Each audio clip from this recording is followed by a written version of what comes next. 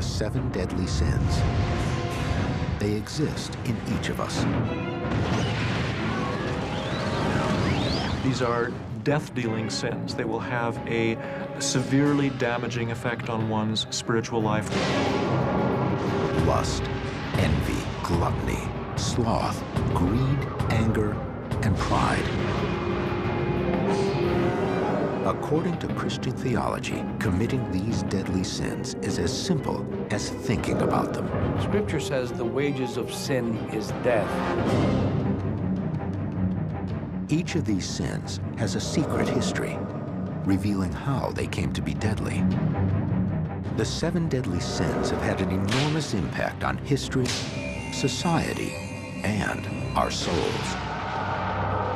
You cannot transgress God's moral law without someone paying a terrible price. And the most insidious of the deadly sins is sloth.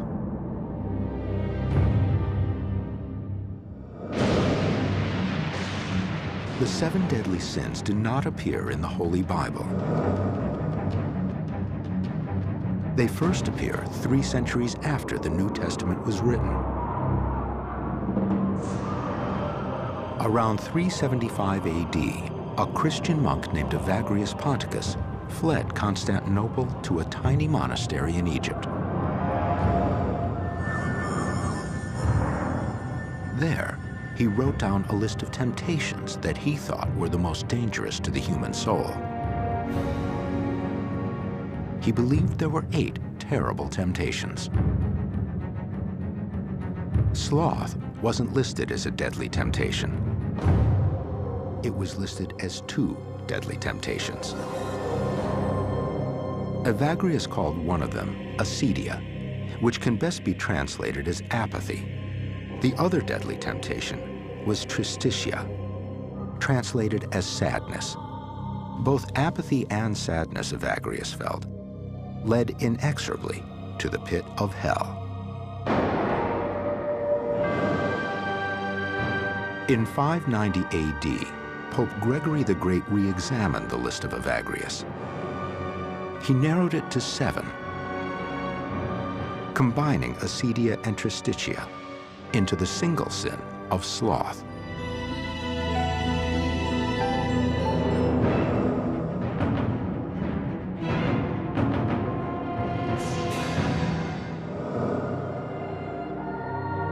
Sloth is often considered the least likely of sins. If you look at the list, you got sloth on there, and you got to go, really? How in the world is sloth deadly? It just sounds lazy.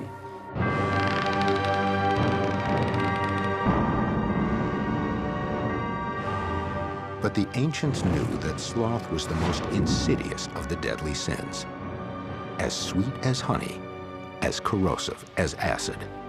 Sloth is probably the deadliest of the sins. It is a sense of self-pity, a sense of grief. It is a woe's me sort of a lethargic attitude. It is sloth that lets poverty and injustice and suffering exist all around the world and doesn't speak up against it. It's just too lazy to say anything. Sloth is defined as the aversion to work or exertion. It's evolved over time to also mean laziness or indolence. Some of the earliest written instances of the sin of sloth can be found in the Old Testament or Hebrew Bible. The book repeatedly denounces laziness and idleness. In Proverbs, Scripture says, "One who is slack in his work is brother to one who destroys."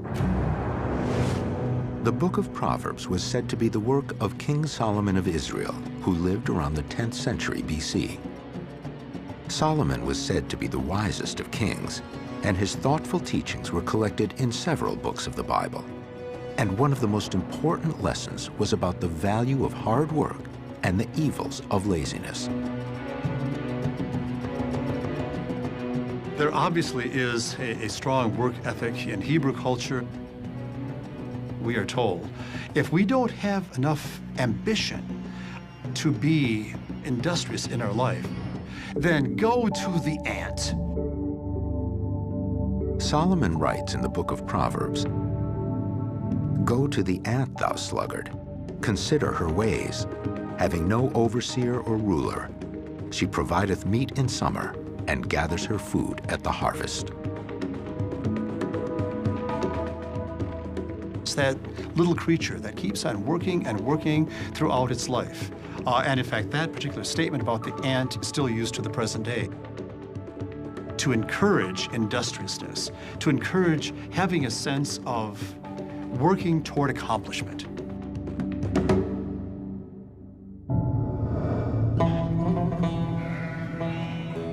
In an agricultural society like ancient Israel, an unwillingness to work could literally lead to starvation.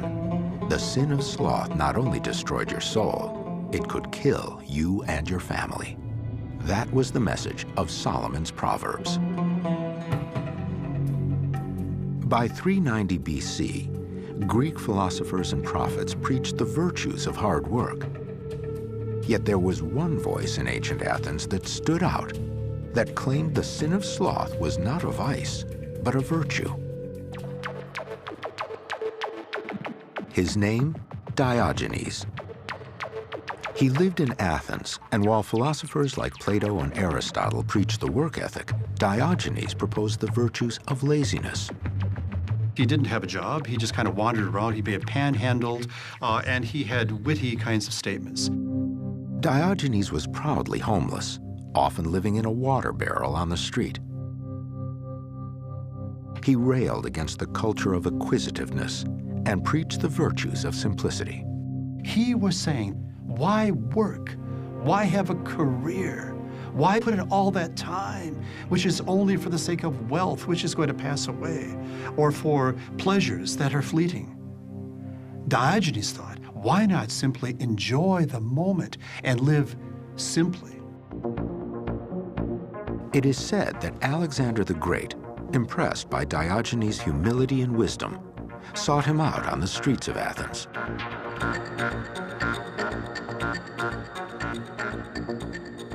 Alexander told him, "Ask for anything in the world and I will give it to you." Diogenes replied, "I ask you to step aside. You're standing in the light." Alexander went away wiser. He had everything. Diogenes had nothing. Yet who was happier?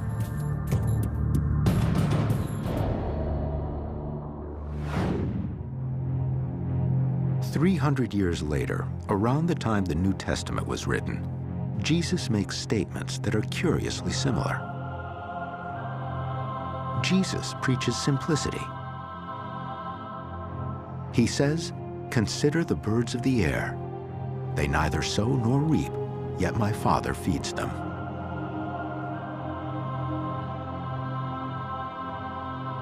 But not all of the followers of Jesus had such beliefs. The Apostle Paul condemned the sin of sloth in the Bible by saying, "Keep away from every brother who is idle. If a man will not work, he shall not eat."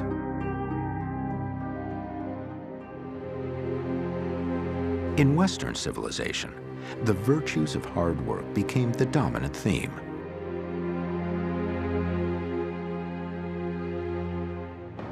And the sin of sloth was considered deadly.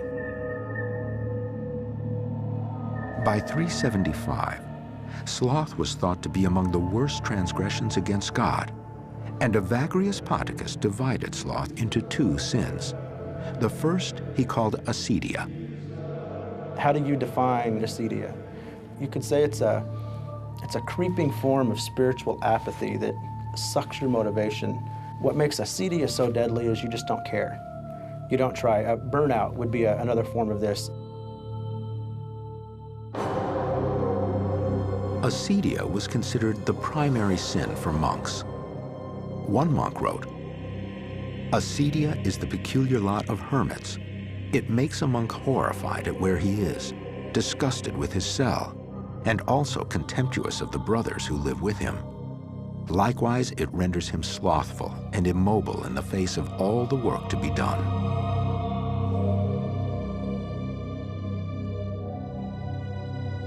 Acedia is a better word for complacency and apathy than the modern term sloth. I think the concept of acedia is that you really find yourself unable to care even about the things that you know deep down you should care about or that you want to care about. I actually term acedia spiritual morphine. And if you've ever had morphine in the hospital, you know that you're aware that the pain is there, but it's dulled, so you don't care about it anymore. And I think acedia is like that with life. For Evagrius, the other wicked temptation which comprised sloth was tristitia, which translates as sadness.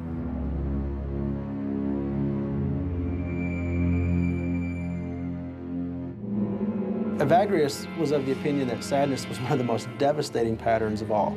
And what makes sadness so particularly deadly is that it damages you, and then by your being damaged, the people that are closest to you are kind of caught as collateral damage. Tristitia might be better thought of as despair, and as such, it is considered a sin in many religions. The greatest sin was despair, because despair is the antithesis of faith. If there is a God, and God cares for the world, then one ought never to despair. When the early monks talk about despair as a sin, they usually specifically meant despair at living the life that they felt God was calling them to live. Despair was a turning away from the life that God was calling you to.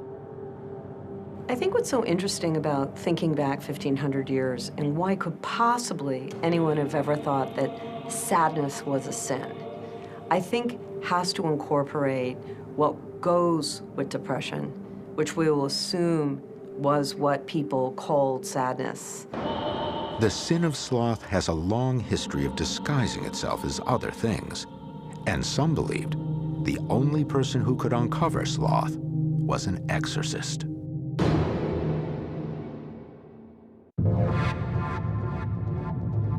The 7 deadly sins have been used as a moral guide for the Christian faithful for more than 1,000 years. The sin of sloth is characterized by apathy, carelessness, laziness, and sorrow. But to some in the ancient world, this diagnosis was not a sin, but a disease.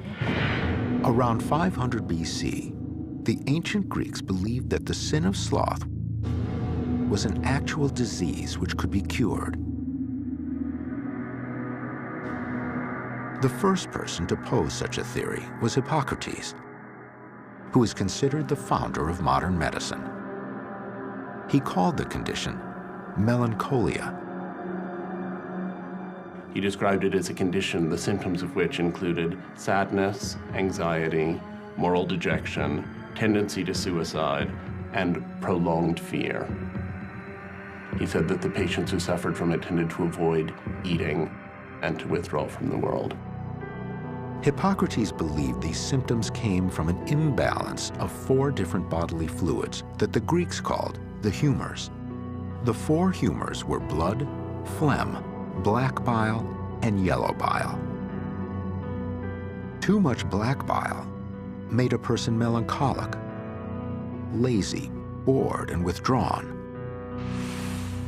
Later, Christians would call this state sloth.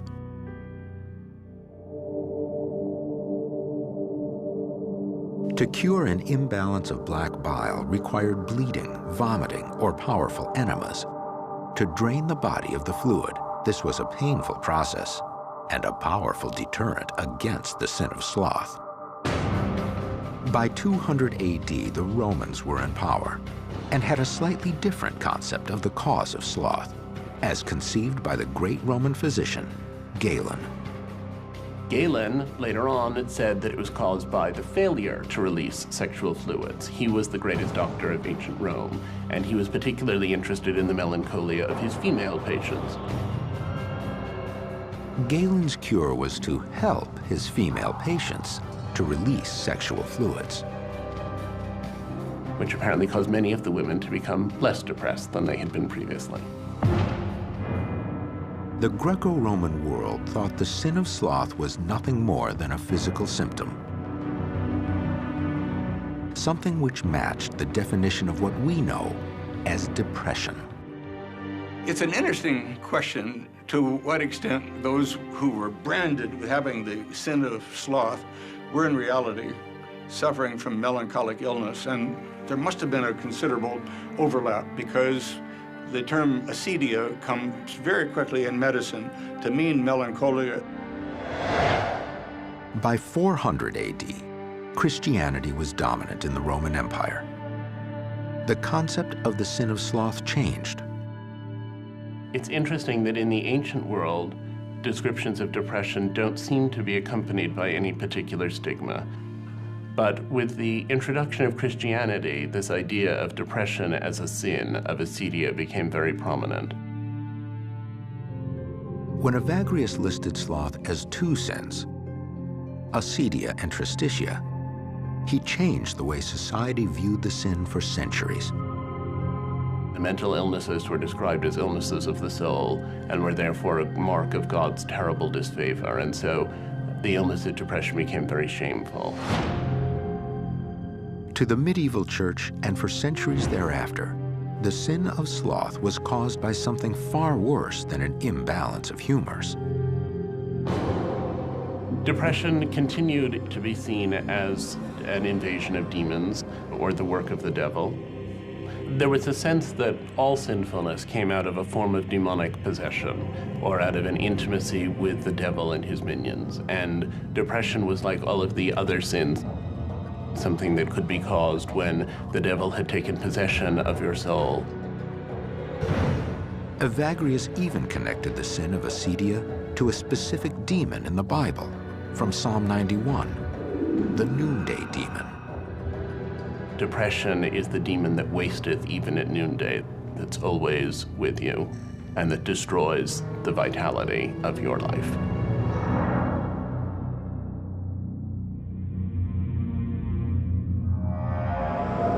In 1589, the study of demons had become a scholarly pursuit, and demonologists compiled elaborate encyclopedias of demons. The demonologist Peter Binsfeld wrote that each of the 7 deadly sins had a hellish master. And the demon of sloth, the noonday demon, was called Belphegor. Belphegor may have originated as the ancient Assyrian god, Baal Peor. Binsfeld wrote that the demon lures sinners to a sense of sullenness, to a sense of despair, to a sense of meaninglessness. And once a sinner accepted the demon's invitation, the hellish presence took up residence inside the sinner's body. That led to the idea that in order to be cured of it, you needed to exorcise those demons. Both practices were used on depressed people, especially in the Middle Ages. I am the real exorcist.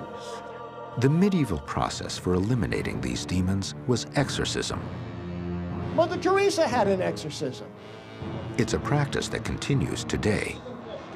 Pastor Bob Larson confronts evil with spiritual warfare. I want you to see this, Satan. This is the symbol of your defeat. Pastor Bob Larson confronts evil by performing hundreds of exorcisms each year. Look at it! He says the demon Belphegor is alive and well. You lost. You were defeated. I have run into people possessed with the demon of procrastination, which is part of the sin of sloth. And quite a few times I've found that demon, and he prefers the name procrastination to sloth. Maybe it's just a modern genre of that demon, but that demon says, it's my job to make sure this person does nothing with their life. They go nowhere, they're a dead end, and they don't accomplish anything. This book tells me that we are more than conquerors through Christ. Larson casts out the demon of sloth through prayer. Satan, you will release my destiny. All right, give yourself a hand and you may be seated. Biblical readings. Divide soul and spirit in this room, according to Hebrews 4:12. And confrontation with the demon inside the possessed. Because you see, some demons don't go until you tell them to go. In the name of Jesus, you release her, you let her go. It is a controversial practice, and some people strongly disagree with this type of literal exorcism. Jesus, and I come against you, Satan. I come against you. Come against you in the name of Christ. Give me my Bible. Well, I think most people know what you mean when you say my inner demons. Once you start taking terms like that literally, you're risking all sorts of kind of unhelpful interpretations. People who are psychologically fragile, you know, for them to believe that there are actual demons out to grab them, that leads to very unhealthy things. Torment! Torment! But some of the faithful believe that clinical depression and the sin of acedia, or sloth, go hand in hand. Torment! Get out! You do find this idea of spiritual warfare appearing throughout the scriptures. There is a spiritual conflict taking place, and we are the battlefield. So does Satan take advantage of someone who legitimately has a medically verifiable case of clinical depression? Sure he does. That's him going for the jugular. The evolution of the sin of sloth in the ancient world ranged from a medical condition to a demonic state. The Middle Ages would see it change again, as one of the great writers of the age would assign sloth a place in hell.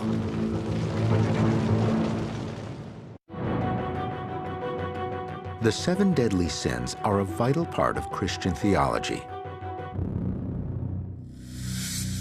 And one of the most controversial sins is sloth. To the ancient Greeks and Romans, sloth was a disease that led to apathy, dejection, and depression. To the Christian Middle Ages, sloth was a sin, a demonic presence in the soul that led only to hell. Early Christians split the sin of sloth into 2 variations: tristitia, or sadness, and acedia, or apathy.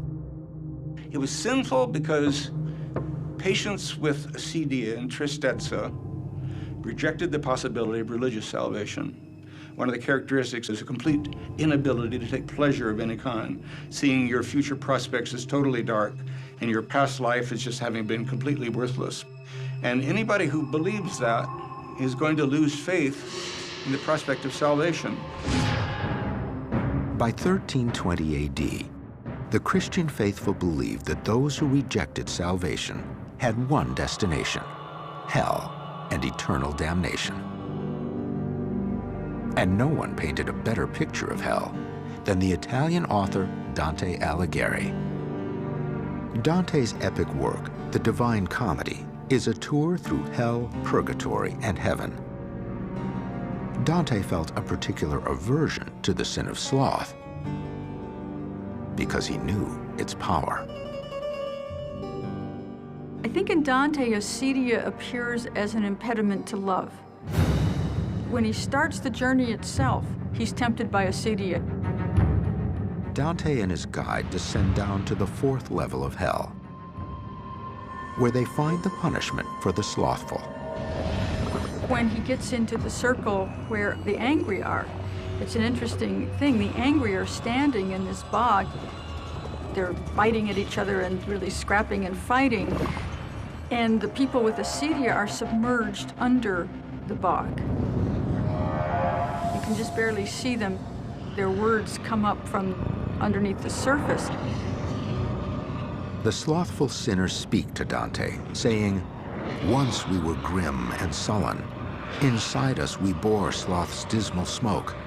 And now we have this black bog to be sullen in." For Dante, as well as for all medieval Christianity, the sin of sloth could lead to the worst sin of all, suicide. In Dante's Inferno, those who kill themselves are condemned to the seventh circle of hell, the wood of suicides. They cannot speak until someone tears at their flesh, and then only speak when they bleed. Dante speaks with one hollow-eyed soul who says, "I am one who has no tale to tell. I made a gallows of my own doorway." According to the Christians, committing suicide was murder. It remains a sin for many religions, even today. Suicide is a sin insofar as one is responsible for one's own life. One is responsible for treasuring all life, the life of other people and the life of oneself, and that life should never be thrown away. Suicide in Judaism is a sin. It is what the Roman Catholic philosopher Chesterton said. A suicide is a sentinel who has deserted his post. We are supposed to be here in this world, and we're supposed to fulfill a certain function. And since every human being is unique, when you commit suicide, you take something irreplaceable out of this world. For this reason, some theologians insisted that sloth was far worse than any other sin. It's the only sin that is unforgivable. Suicide was thought to be the physical acting out of the sin of despair, which is why until fairly recently, suicides were not allowed to be buried in consecrated ground because it was thought they are by definition in hell. To Dante, suicide was tragic. Yet that attitude toward the sin of sloth would begin to change with the coming of the Renaissance. In 1621, an author named Robert Burton wrote of the sin of sloth as a physical ailment rather than a moral shortcoming. He even titled his book, The Anatomy of Melancholy. Robert Burton is without doubt the greatest writer ever to tackle the subject of melancholy and depression. Instead of proposing exorcisms, which he says are ridiculous and meaningless and so on, he talks about opening up to friends, seeking out music and mirth. He talks about being patient and waiting for the depressive episode to pass. Burton diagnosed himself with the disease of melancholy and blamed it partly on astrology. At age 62, he had cast his own horoscope and believed he knew the exact date and hour he would die. And at exactly the time predicted, Robert Burton did die. Many believed by his own hand.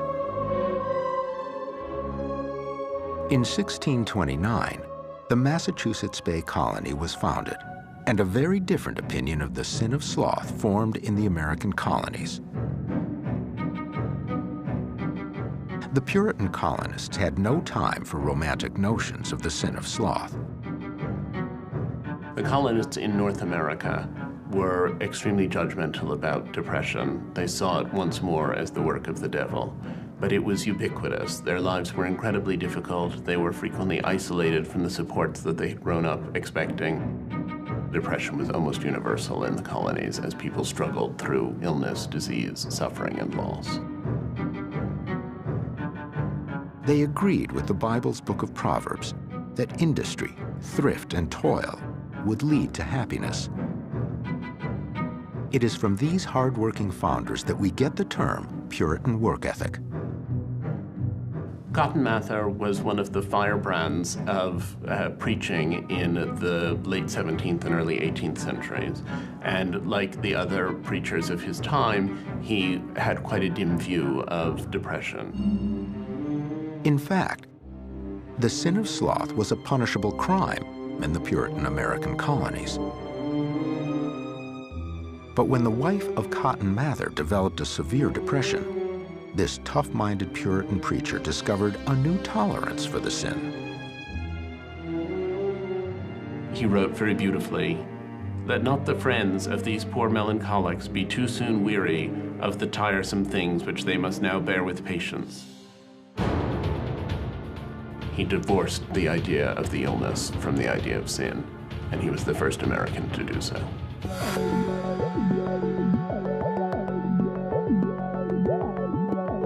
In this case, the American sense of innovation had taken over, and the sin of sloth was recast with more compassion. It wasn't long, though, before some looked to cash in on this ever-changing sin.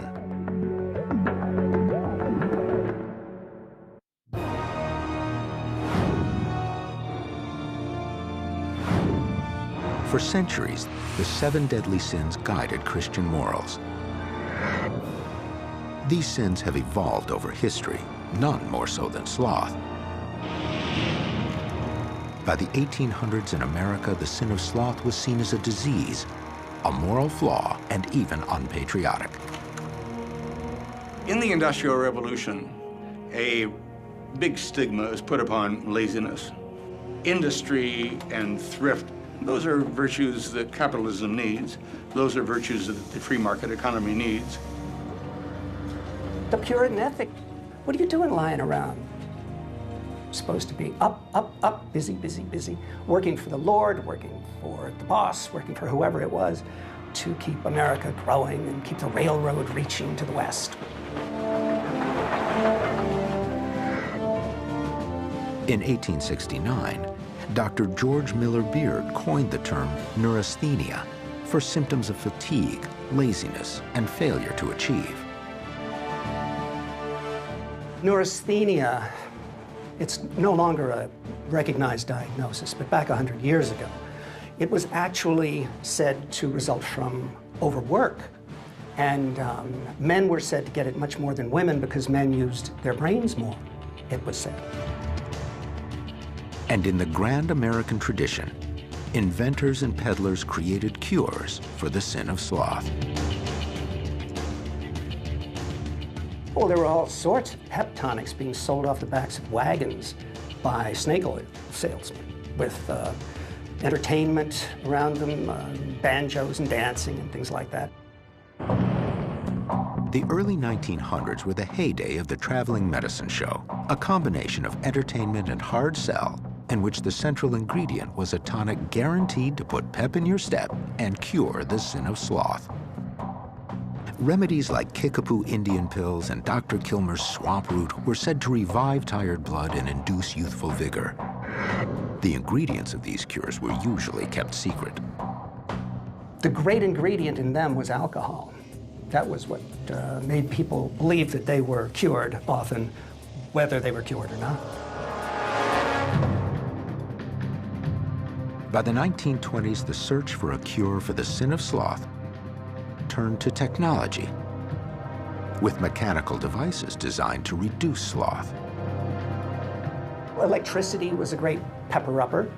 There were electric belts, there was electric food, there were electric hats.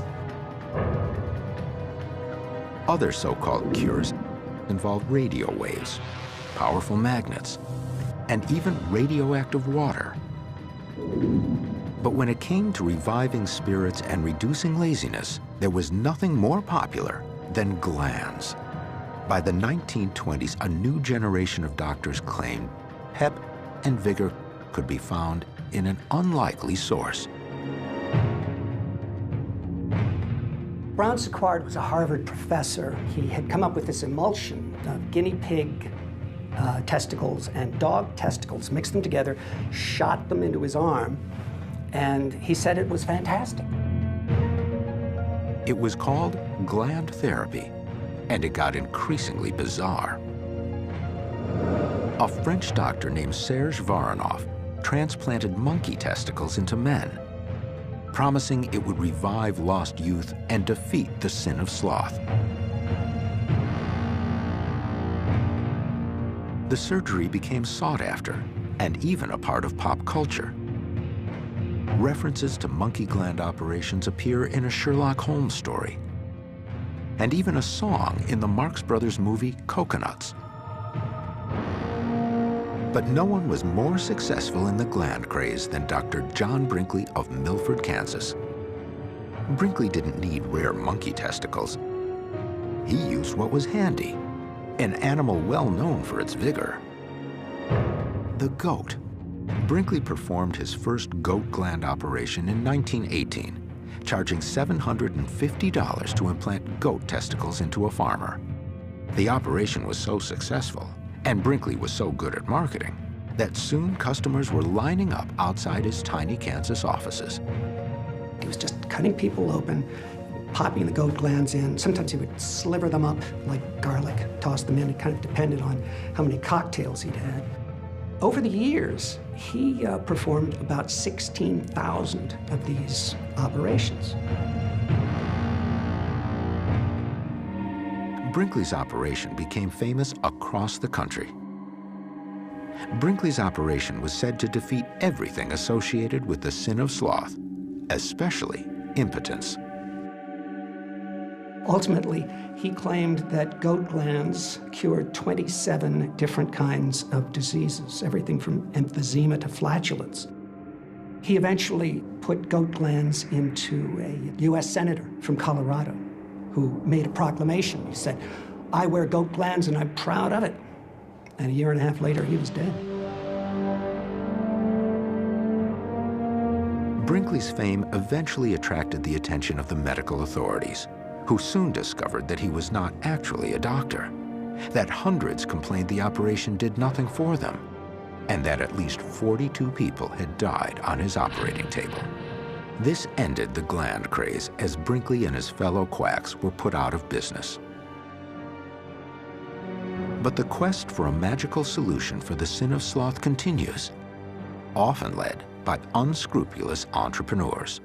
I just came across recently advertisements for Chinese crocodile penis pills made from a 2,000-year-old recipe. There's so much going on the web. There are thousands of tiny Brinkleys squirreled away in the internet, or making infomercials that run late at night, often peddling the same kind of thing. By the mid-20th century, science had declared that the sin of sloth was no longer controlled by demons. It was a disease controlled by neurochemicals, and it could be found in the human brain.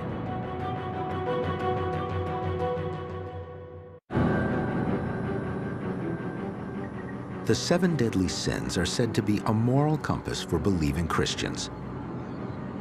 But the sin of sloth has always been the most controversial. Is sloth a sin? Or is it a disease? The debate has raged for centuries.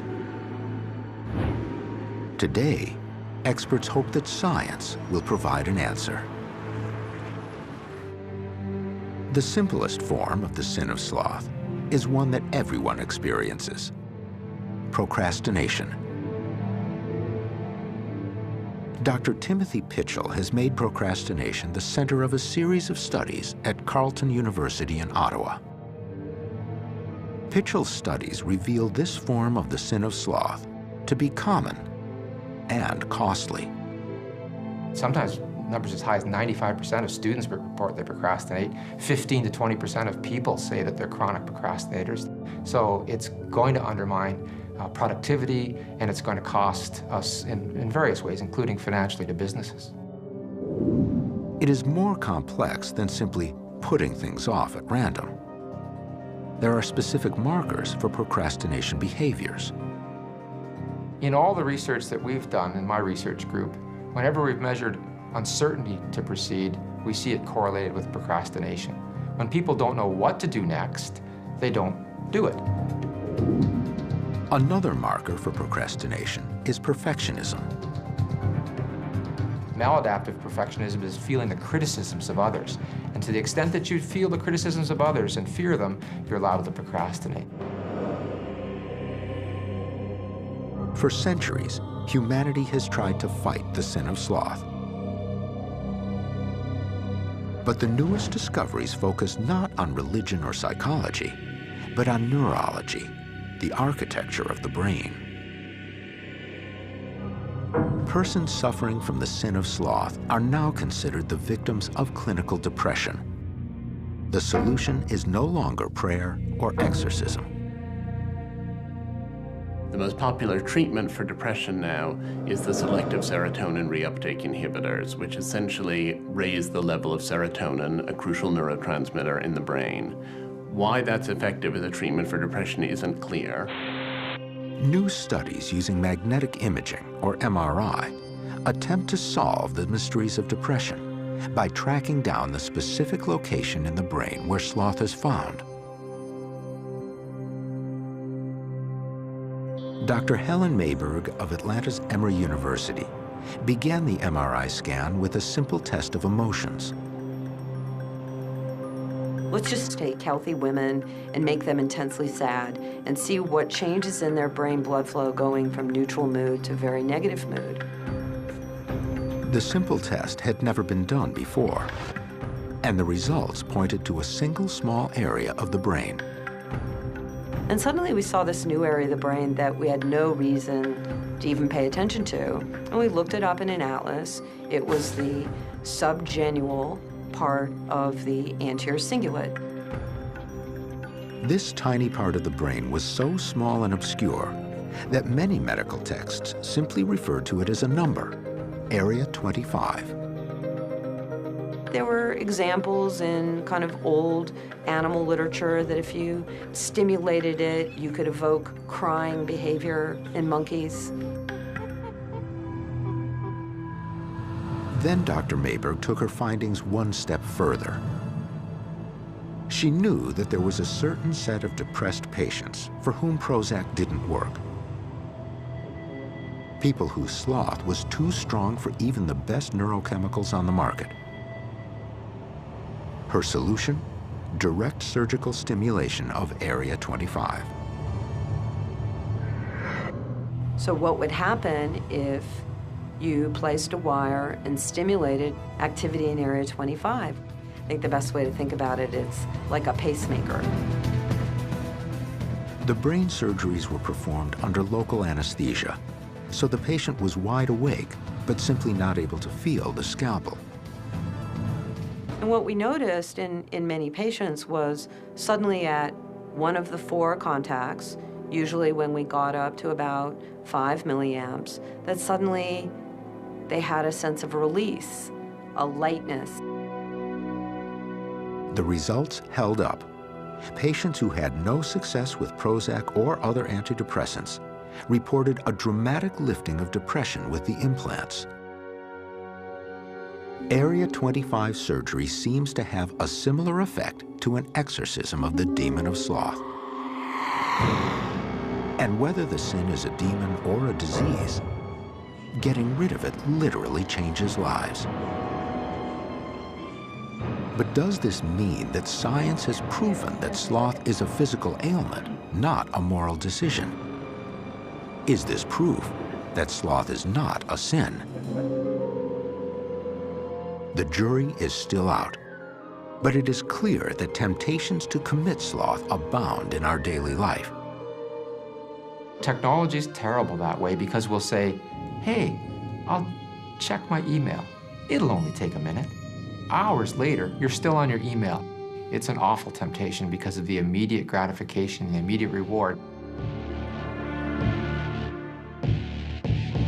For thousands of years, the sin of sloth has been part of the human condition, diagnosed by doctors, denounced by religious leaders, and even praised by some philosophers. But if Christian tradition is to be believed, the simple act of laziness can send you to hell.